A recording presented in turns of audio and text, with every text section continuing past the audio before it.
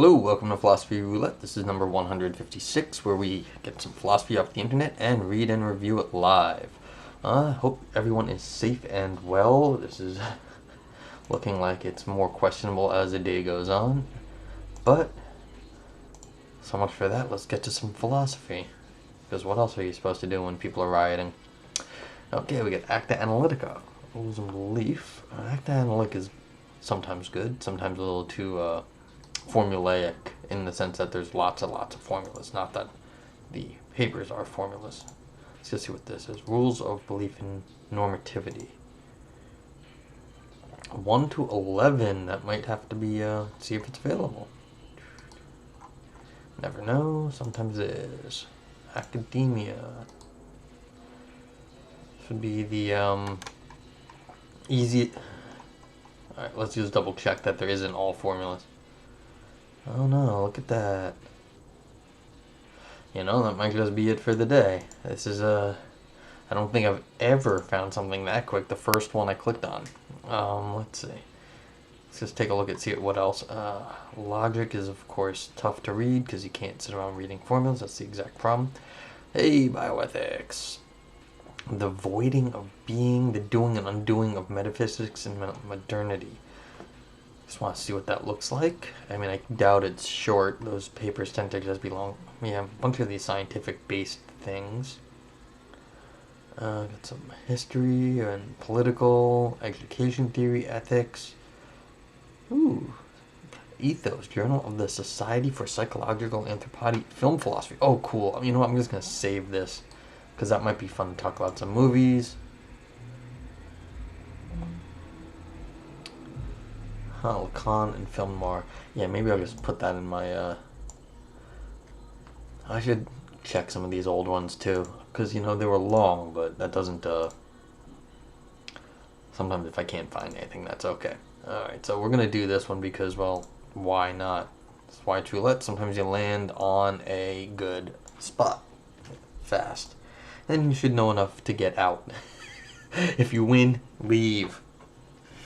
Because the chance of winning over long periods of time go to 0.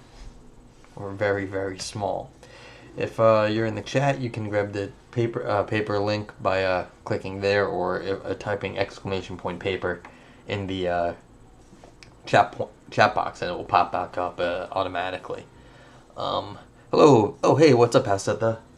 I hope you are having a good day. I believe I saw you over on the Aristotle stream.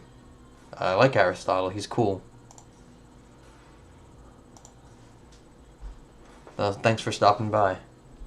What I do here is I read philosophy papers, like just straight up got it off Phil papers not 5 seconds ago, and I'm going to read and analyze it real time for you.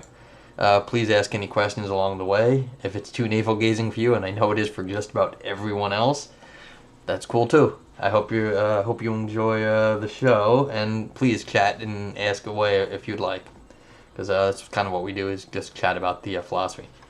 Alright, so we're reading Rules of Belief and the Normativity of Intentional Content, Derek Green, University of Central Florida, in is forthcoming in Acta Analytica.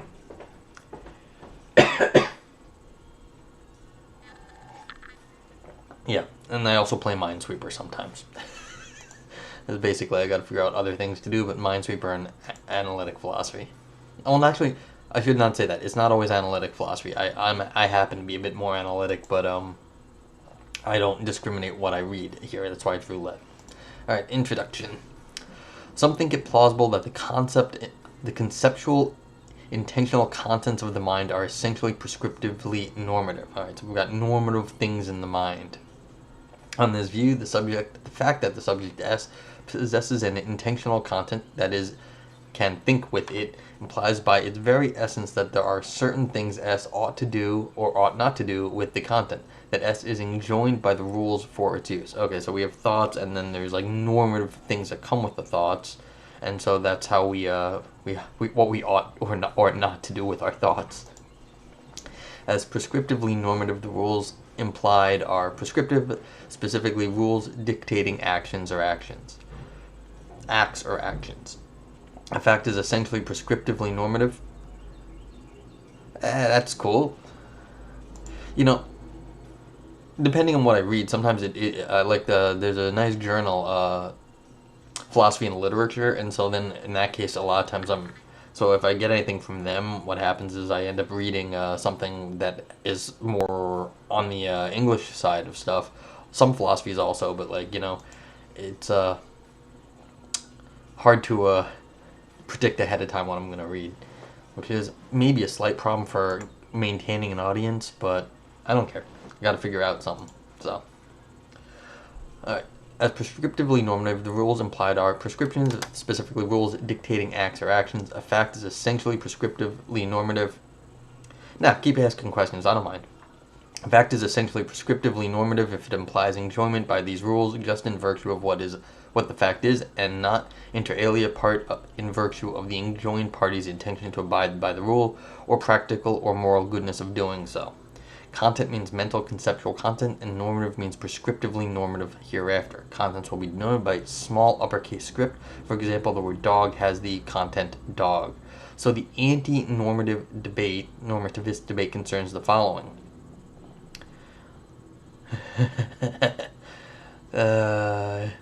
Yeah. Okay. Essentially, normativity of mental content, ENMC. Facts of the form S possesses concept C implies by essence that S is enjoined by rules for applying C. So there's essences now. Okay, so fact F implies by essence equals the conjunction A if F obtains and then P, and B. A is true because of the essential properties of F for its constituents. The fact that Angela Merkel exists implies by essence that a person exists. Okay, so we've got some sort of essential theory here. That's kind of interesting. So we've got an essential theory of essence, and that's where we're getting sort of normative force. So this is not logical force. This is a metaphysical essence theory. All right. Many ENMC defenders support the claim by appealing to putative rules for belief formation, that is, theoretical judgment. Content facts imply rules for what the content's possessor ought not judge or believe, whatever her intentions or interests. Perhaps, for example, the fact that S possesses red implies that S ought not to judge that an object is red when it is not. S would be making a false judgment, and she ought not to use the concepts to judge falsely whatever she intends or gains by doing so. Judgment is theoretical judgment hereafter. By assumption, rules for belief and belief formation are rules for theoretical judgment. Alright, so if you possess red, as in you understand red by some sort of essentialist property, then you should use that when you're supposed to use that, when you actually have the belief that something is red, not otherwise. A few critics of ENMC raise an intuitive objection. Even if there are rules that enjoin S in junction with C, it does not follow that S's possession of C is the source of her enjoyment. Yeah, why should the normativity come with the essence? Maybe it's something else. The enjoyment could well follow from something else, such as the nature of belief. After all, it looks like it is wrong to make false judgments with red because it is wrong to make false judgments, whatever concepts they contain. Yeah, why should falseness have anything to do with red? I mean, the idea that red would imply that you shouldn't make false judgments seems very heavyweight for the concept of red. That doesn't seem like what red does. Alright, thus ENMC does not follow from S's enjoyment by rules for using contents in judgments. The objection is not yet recognized as a common anti-ENMC strategy. This paper recognizes it. Call it the source objection. Okay, so the source of... let me just keep going. I think the author is explaining this. Okay. This paper refutes the source objection by developing an underappreciated strand in the relationship between judgment and content. The objection ignores the possibility that both judgment and content are the source of enjoyment by the rules for using contents in judgment. This possibility, I argue, is actually the case. Assume with the source objection that there are rules for judging with contents in section 1. Contents are constituted in part by their roles in the contents of judgments. From this constitution and a few other plausible assumptions, it follows that S possesses C implies, by essence, S is enjoined by these rules. Content and judgments are equally the source of enjoyment.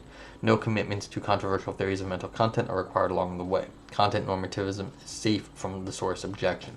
Okay, so my first guess would be to say that, look, even though red doesn't tell you shouldn't make false beliefs just because you know what red is, by the content of red. Maybe it does have certain sort of constraints on you. There's like a modal constraint of like what sort of like mode you're in when you're thinking about red things, and that does make constraints. So it's not that you make, it says generally do not make false judgments about red, but it does give you a sort of guardrails on what you should do. So let's see how this author, if they agree with me or if they disagree with me, and how they spell out their philosophy here. Catherine Gluer and Isho Wickforce, I apologize for how I say everyone's names, provide a nice statement of the source objection, which they muster against Paul Boghossian's defense of ENMC. Assuming there are rules for belief and that these concern the use of contents in belief formation, content is not thereby essentially normative. Gluer and Wickforce start their presentation by considering a commonly proposed rule of assertion. S ought to assert that P only if S knows that P.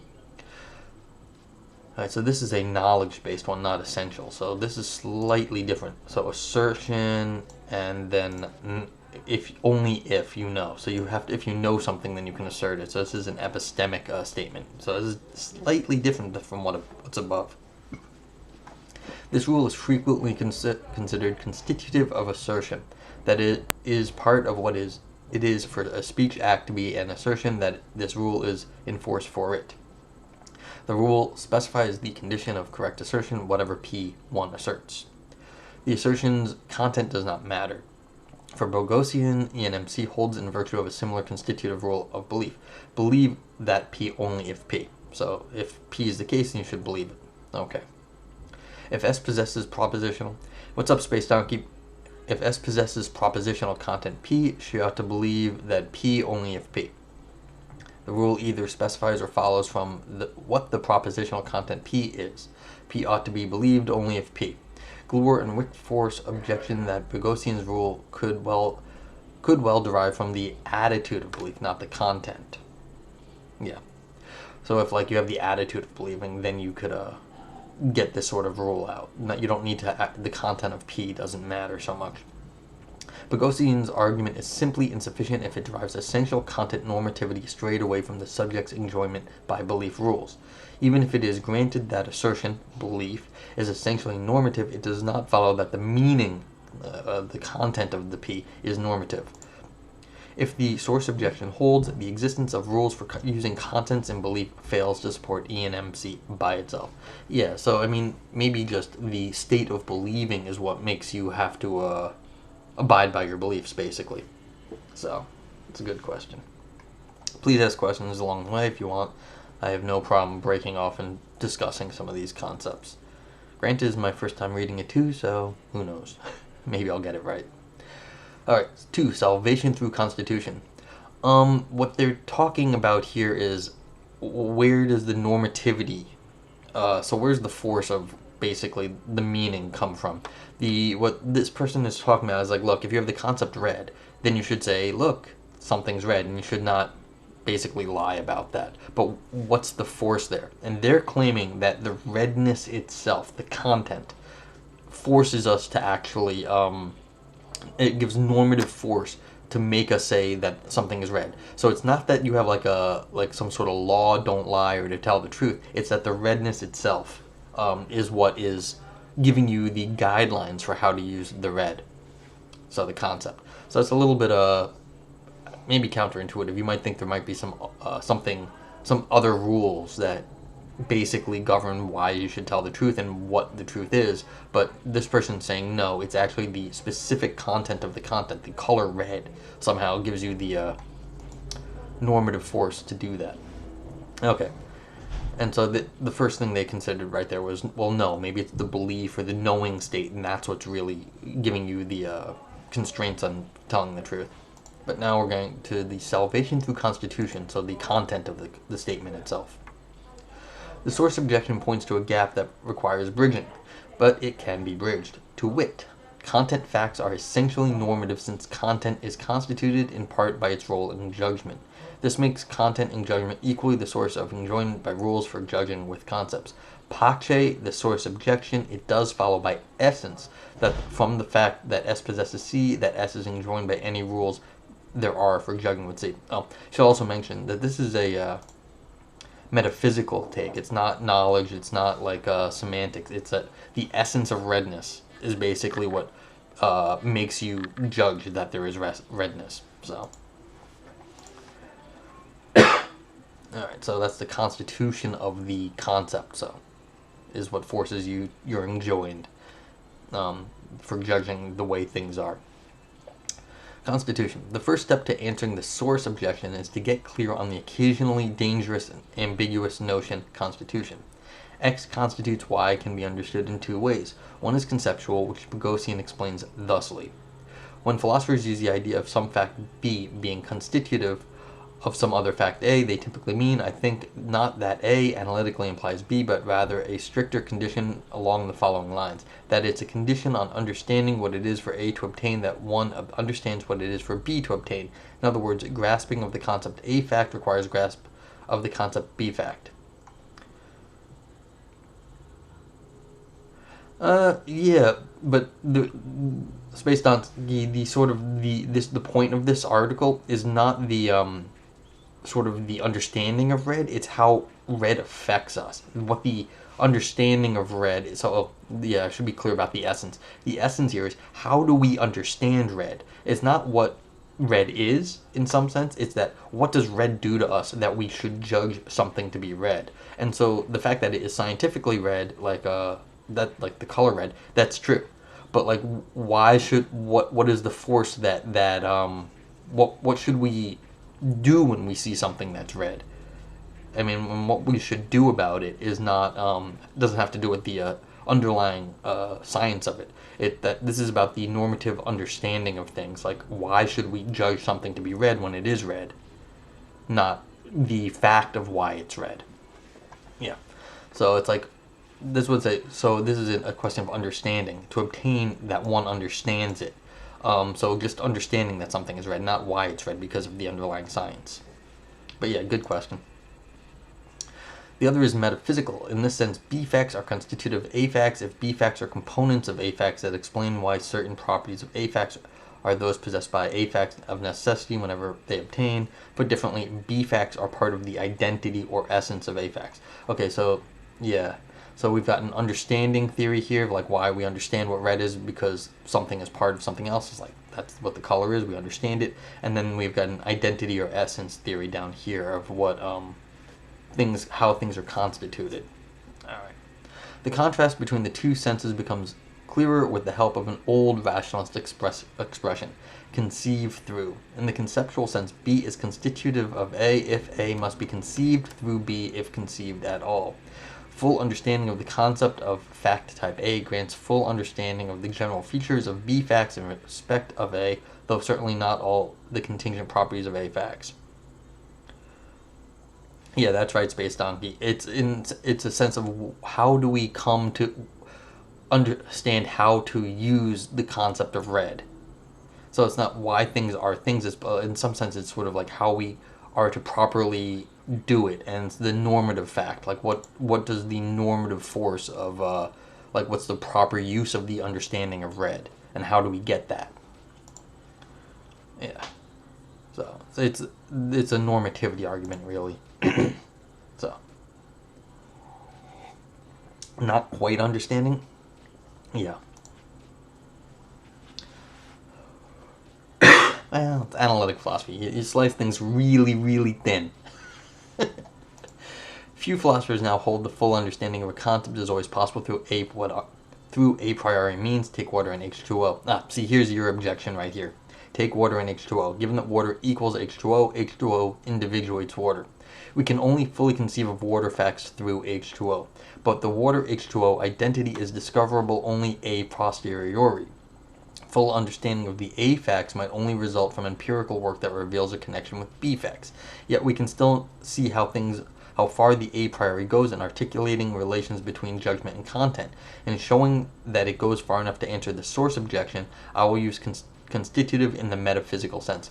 See, what the author here is just saying is what you just were asking, but it says you don't actually need to go this way. You don't need that to answer the above question. This is a posterior, or as after the fact, versus a priori, which is where they sort of, this article is. It's before you even get to the water H2O identity. So how do you even know water is water? You don't need to know that it's H2O. You have to be able to identify water to begin with. Constitutive patiency, content, and judgment. The following is an a priori argument that judgment and content are interconstitutive in the metaphysical sense. An activity is a type of event with a network-like structure in which the various component nodes have constitutive relations to one another. Wait, what the heck is this stuff? Component nodes? Activity? Oh, right. I don't know what's happened all of a sudden. Activities have participants, actors. These participants perform the various acts constitutive of the activity. In many activities, rules are one determinant of the various statuses of the acts and participants. Paradigm instances of activities include games and ceremonies, but it is also plausible that judgment qualifies. All right. So we're doing something different all of a sudden. Interconstitutive in the metaphysical sense. All right. Let's see where we're going with this. Independent plausibility of this last claim aside, the source objection all but grants that judgment has a structure of an activity when it concedes, for the sake of argument, that there are rules concerning judgment. Much like norms of assertion, the rules of belief are very likely constitutive ones.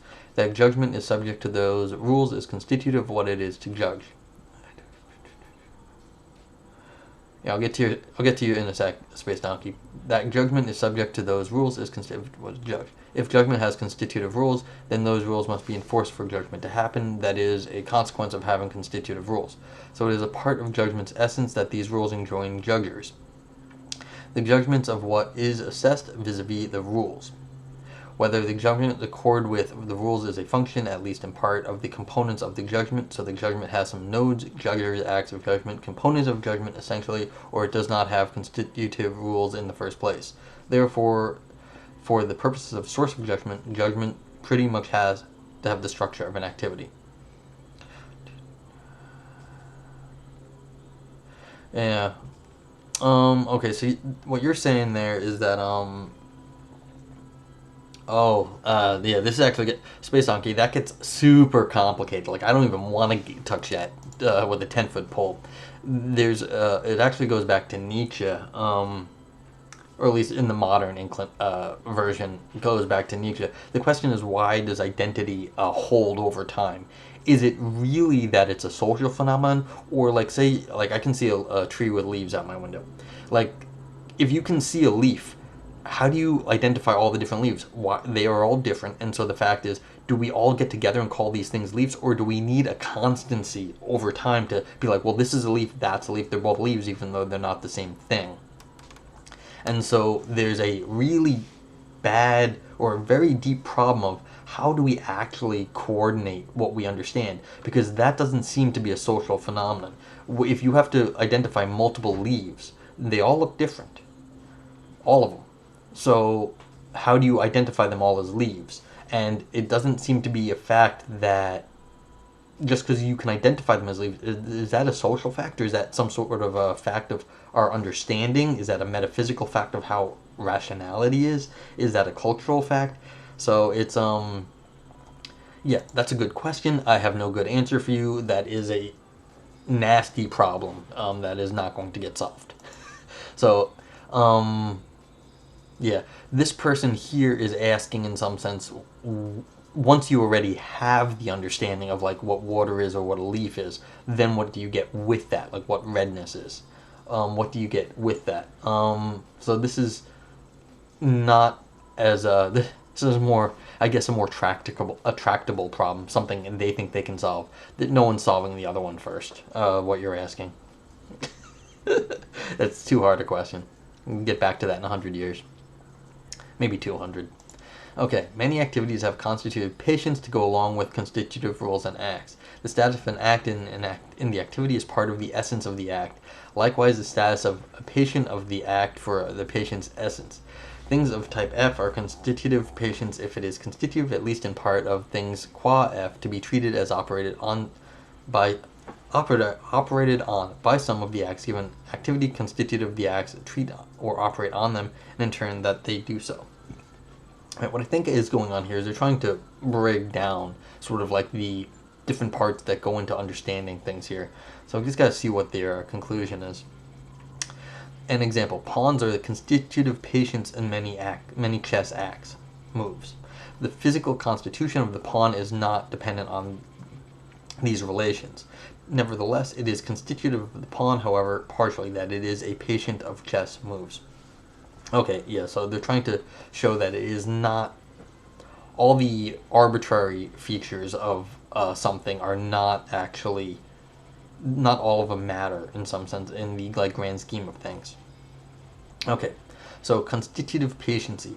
X is a constitutive patient of constitutive act phi and activity big phi if A, it is part of the essence of X that is operated on by the instance of phi, B, it is part of the essence of phi that the instance of phi operated on X, and C, it is part of the essence of big phi that X is operated on by the instance of phi. Alright, so it's basically when a part of something is, when some sort of essential part of something is part of a bigger act, then it's part of that act. Well, that's the question. Is it a social standard? Space Donkey. I mean, I have said everything I can say on that at the moment. I mean, we could argue that, I think, ad nauseum. It's basically, it's not what this paper's on, but it's also, I don't, like, it's, as far as I understand it, it's one of these problems I just, it's too big to answer at the moment. And if it is a social standard, that's cool. I just don't see any way to argue for that at the moment. I mean, maybe if you've got a brilliant argument, you let me know. In the activity of judgment, the constitutive acts are judgments, and that much is trivial. This less so. Content is a constitutive patient. Constitutive patiency... yeah, it is philosophy. Constitutive patiency of content in the activity of judgment. Propositional content is a constitutive patient of the acts of judgment in the activity of judgment in that A, it is a part of the essence of propositional content that is operated on by acts of judgment. B, it is part of the essence of acts of judgment that they operate on contents. And C, it is part of the essence of the activity of judgment that propositional content is operated by the acts of judgment. Okay, so we got our essences back. Planks A and B are key to refuting the source objection, so they deserve elaboration. There are three nodes of the activity of judgment: a judging subject, a judgment, and content. Content is constitutive of judgment. Judgment is the kind of thing to operate on a propositional content. All judgment is judgment, that P or it is not a judgment. Judgment is constitutive of content as well. Nothing is content if it is not amenable to integration into judgment. Therefore, content and judgment are interconstitutive. Okay, so here's what the looks like the argumentative strategy is here. The author is taking like, okay, so we want to know how we understand something to be something. And what happens is, once you start arguing about something, your focus gets narrowed down into that area. So it's sort of a narrowing effect. Your judgment is constitutive of the content. So your judgment gets narrowed to the content. And I guess that's how they're going to get this argument out. So once you start judging things, it becomes relative to what you are judging. So the act of judging is what they're saying is now becoming sort of localized to the content. See, against what you're saying, they're not saying this is social. They're saying the content itself is what localizes the our understanding of it. More specifically, content and judgment interconstitute such that contents are the constitutive patients of the acts of judgment. The content is a component of the judgment, an act distinct from the judgment per se. The content is operated upon by the judgment, that is how it becomes part of the judgment. A judgment about a state of affairs in virtue of the content. See that right here. This is where they disagree with you, Space Donkey. So it's in virtue of the content, not of a social fact or social standard. This selection, this intentionality, is essential to both judgments and content, is part of the essence of judgment that it operates on some content to select a state of affairs, and part of the essence of content that it can be so acted upon. One is the constitutive act to the other's constitutive patient. Okay, this is what I mean. Like I said, Space Donkey, that's a very hard argument. Yeah, there's no way to like talk about that in a little chat box. It's too much. I'll be on again tonight, but I'll be doing another paper. I don't normally do just discussion things, but I could do that in like a few days if you want to get yourself prepared for something. You send me something, we can discuss it. Technically, propositional contents are constitutive of patience of judgments. I assume that it is constitutive of sub-propositional contents, that they can be combinable into content with propositional form. So sub-propositional content facts are essentially normative if propositional content facts are. Okay, so this is just compositionality here. Okay, so yeah, so what this author is doing is now breaking everything down to the little pieces of content. It's not just a whole sentence of content or proposition. It's the sub-propositional content, the actual thing. The redness in like this apple is red is what is going to be restricting the argument, the judgment to the redness. Okay, resolving two difficulties, clarifying the account. One might have a particular misgiving about situating content as the constitutive patient of judgments. Judgments, objects, not their content, might seem better candidate objects, not their contents. Okay, might seem better candidates for being constitutive patients of judgments. What each judgment is about is essential to that judgment. Judgments are about states of affairs, not contents. What judgments are about, if anything, determines that they ought or not be made. If this is right, then the objects of judgments, not the contents, would be the source of enjoyment, hence essentially normative. Thankfully, judgments objects are not their constitutive patients, as states of affairs aren't judgment dependent as a category. They cannot satisfy plank A of constitutive patiency. It is not constitutive of state affairs that it be the object of a judgment. If X is a constitutive patient of phi in big phi, then X cannot exist or obtain in conditions in which big phi is impossible. Assuming some minimal realism, states of affairs, qua states of affairs, do not depend on the possibility that anyone thinks about them. Content's role in judgment, by contrast, is constitutive of content. Whatever is left over without the role in judgment will lack one of the content's essential properties. Why? So what are they rejecting a state of affairs about? Yeah, states of affairs are just, so the states of affairs exist independently of our judgments on them. That's just how the world is. The content that we sort of are using in an argument, they're saying, is that's what we're focused on, the content, not the world itself. So I guess a state of affairs could be the content, but the content is not inherently a state of affairs. So yeah, so like the redness is what we're talking about. The fact that an apple is red is well, that's just a fact. But we're not arguing about the fact. We're arguing about we're judging given the redness, not the state of affairs that the world the apple is red. All right, that's fair enough. Clarifying, yeah, that's what we're up to. As a bonus, a bonus, awesome. If contents, not objects, are the constitutive patients of judgments, then a nagging difficulty with ENMC unrelated to the source of objection also disappears. ENMC may imply that all states of affairs are normative. From the fact that a state of affairs A exists, much less obtains, it seemingly follows that one ought to judge that A obtains only if A obtains. Judge that A obtains only if A obtains is a plausible rule. Hence, the existence of a world of A would imply the subject's enjoyment by the rule. The enjoyment seems to follow by essence from A as well.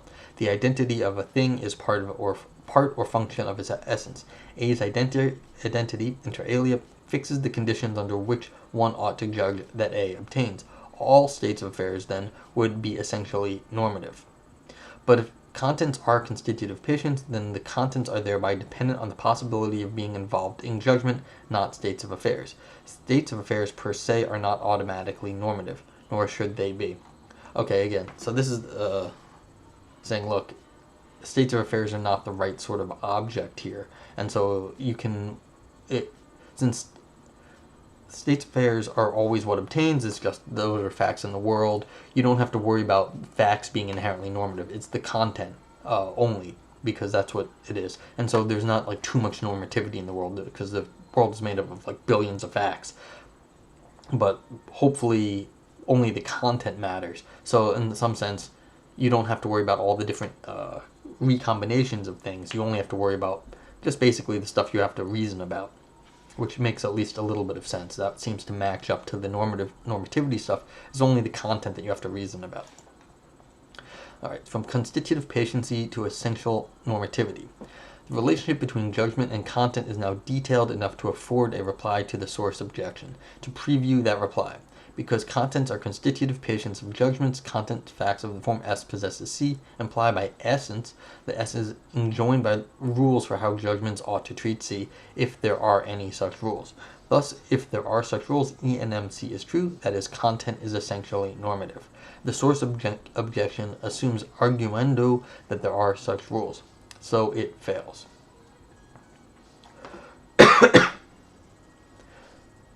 There are such rules, so it fails. Okay, here's the full reply to the source objection.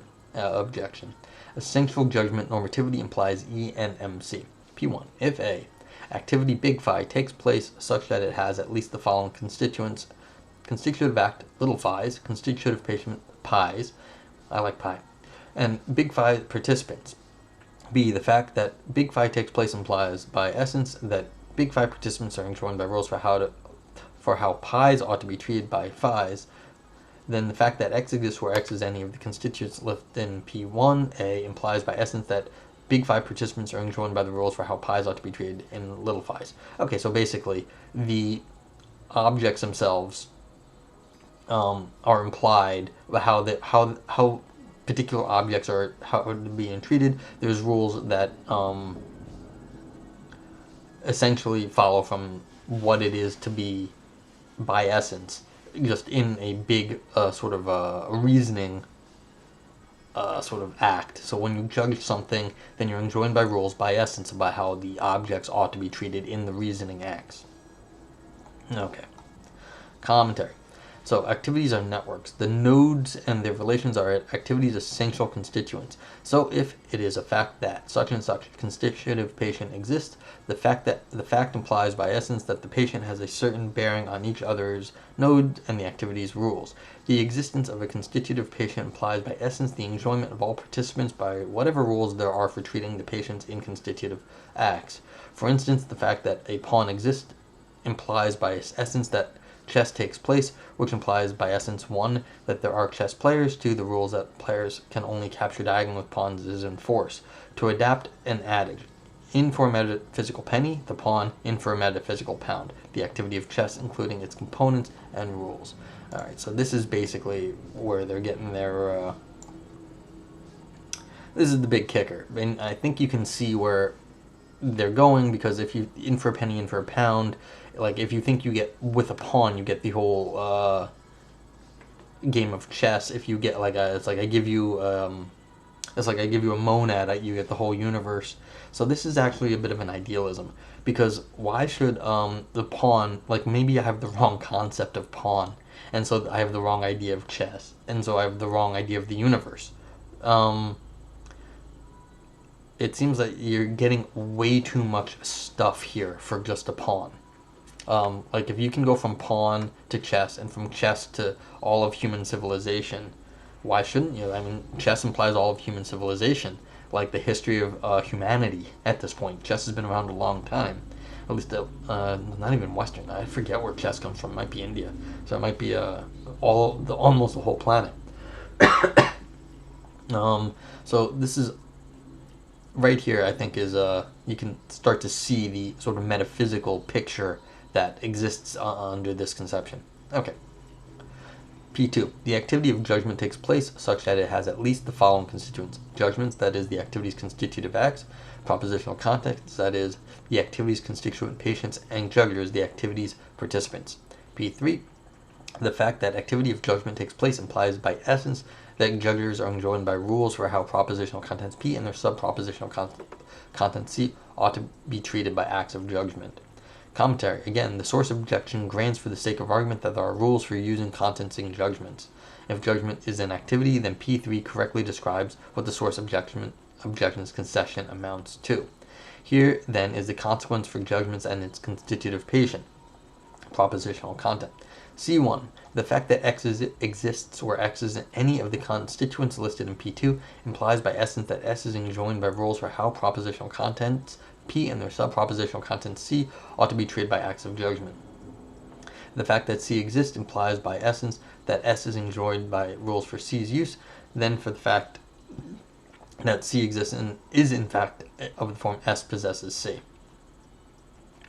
This possession is what is it to possess actually? It's just by following the rules. That kind of gives a lot of power to the rules actually getting it right. Alright. For content's existence equals possession. Additionally, only those subjects who possesses a content are enjoined by rules for its use. This is an intuitive implication of ought implies can, as it concerns judgment. It is not the case that S ought to use C, thus and so. If she cannot, S cannot use C unless she possesses C. Yeah, see, exactly how are we supposed to know when we correctly do it, and if not, not.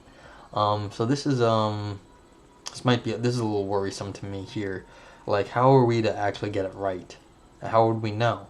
I mean, and if we inherently, if it's not the case that we do it, then we don't possess it. But that has a whiff of being like a little ad hoc. Well, it's like you just didn't do it right, and so therefore you're not following the rules, and therefore you don't count. But it's like, well, how do we ever know when we're getting it right? Ever. Okay. I mean, it's not a terrible problem. It's just sort of, yeah, ought implies can't. Well, not ought implies can't. It's just these are some of the worries that are going through my head at the moment. C2. The fact that S possesses C implies by essence that S is enjoined by rules for how propositional content P and subpropositional content C ought to be treated by acts of judgment. A fact is essentially normative if and only if that fact implies by essence that some S is enjoined by a rule. It's essentially normative. The fact that S possesses C is essentially normative. And they got their conclusion.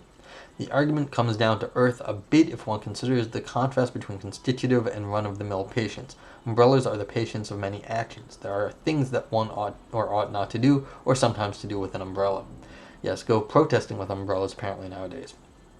But those obligations follow from facts about the rational will, utility, interests, intentions, or the like, the stuff responsible for moral and instrumental rules.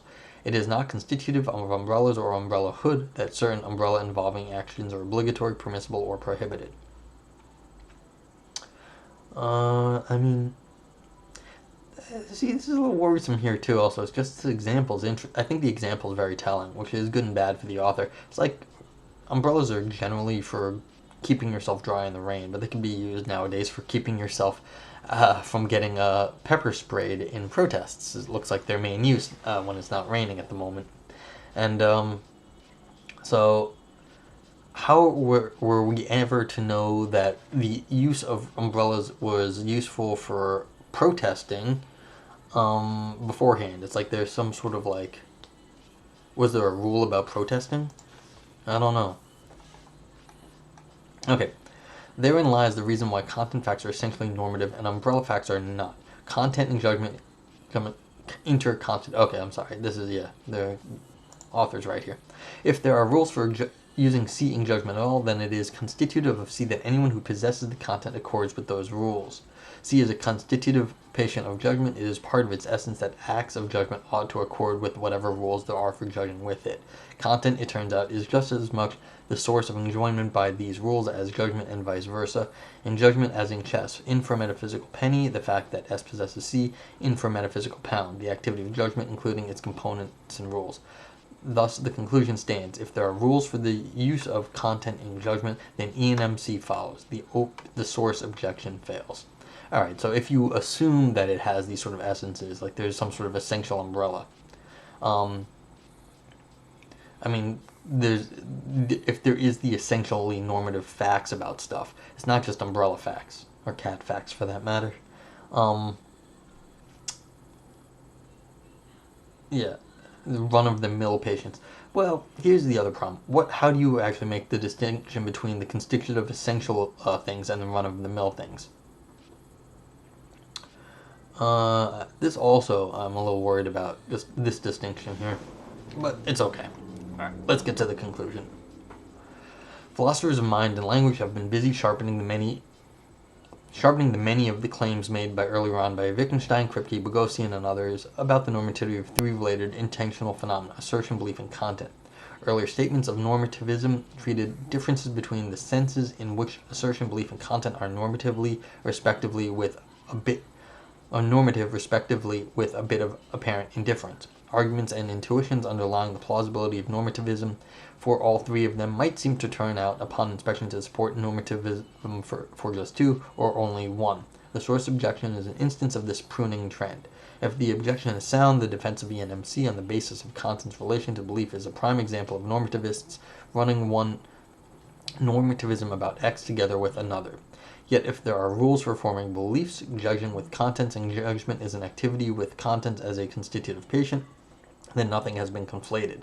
Belief and content are normative together without one's normativity subvening the others. Don't know that word, as lagniapi. The reply to the source objection also heads off the possibility that judgment's relation to the content norms actually renders all facts normative, which would make ENMC absurd. Moreover, the reply defeats the source objection while bringing on board hardly any controversial assumptions about content, and none that any theory of content attracted to normativism would find unpalatable. While it is not trivial that propositional content has constitutive relations to judgment, it is well motivated and certainly not outre. Popular versions of the conceptual and inferential role semantics views of mental content take it on board, or at least trace its lineaments. Not coincidentally, these views are friendlier to the common content normativists than others. Yet the defense of normativism offered here neither entails nor presupposes these views. If it did, this paper's strategy against the source objection would be unduly partisan. I have claimed that the activity of judgment, at least in part, constitutes content. There is no claim that it constitutes in toto. It constitutes content in toto.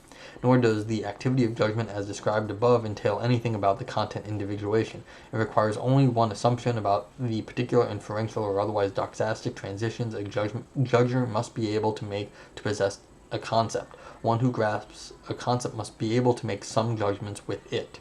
The possessor needs this ability in order to satisfy the ought implies can condition on enjoyment by the rule, judge that P with C only if P. With this satisfied, the judger has the can that lets her be enjoined by the ought incurring of grasping C. That is an assumption congenial to all content normativists. Whatever theory of content leads one to content normativism, then the reply to the source objection can lend a hand. Okie dokie. So that was a bit of a mouthful of a conclusion, but it was just a nice little rundown. It was more of a summary than conclusion. But either way, it's fine.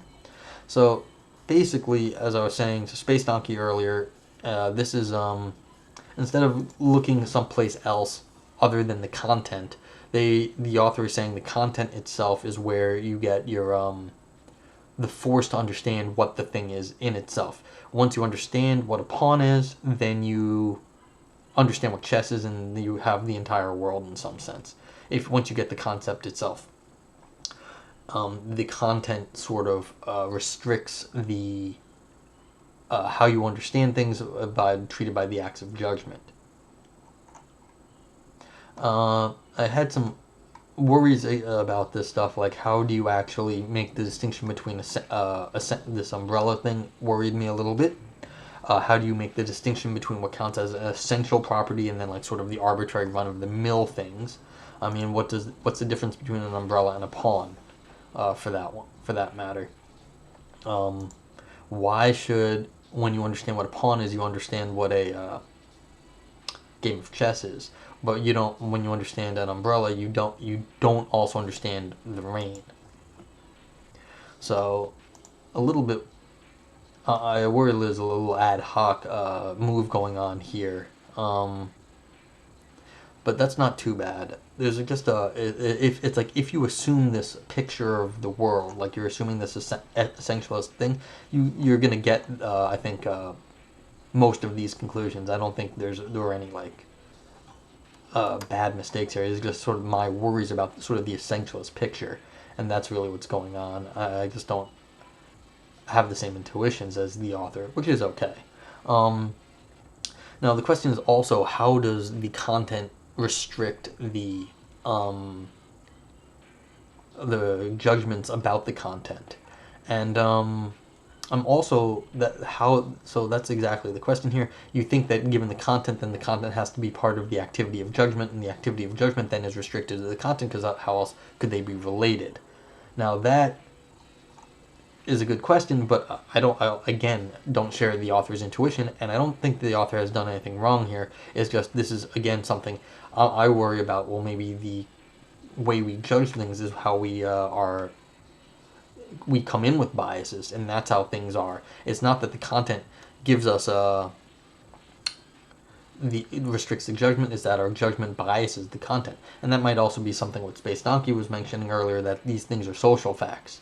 And so if they're social facts, the social is where we get the normativity, not the content itself.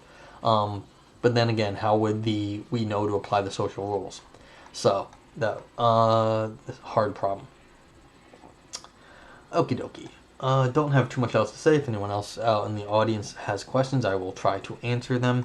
I know we get a little bogged down towards the end with all the formulas, but that's alright.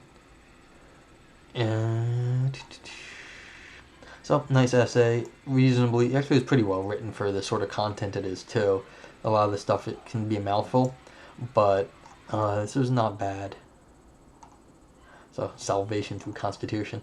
Yeah, again, what does it mean to be an essence? And of course, under this picture of the world, you get essences. If you don't agree that there are essences, then you can't really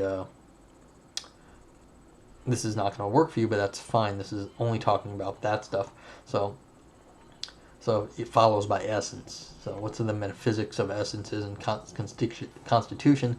But then I guess once you grant the essences, you can get that rules have to interact with them, or restrict the rules of the engagement, in some sense, of judgment, are going to be restricted by the content, because how else would you be able to reason about something if it didn't have relation to the content? Alright, so okay, that's it. I hope everyone stays safe out in the world, and seems very hopeful at the moment. But have a good day. I'll be back later with another paper. Have a good day. Bye-bye.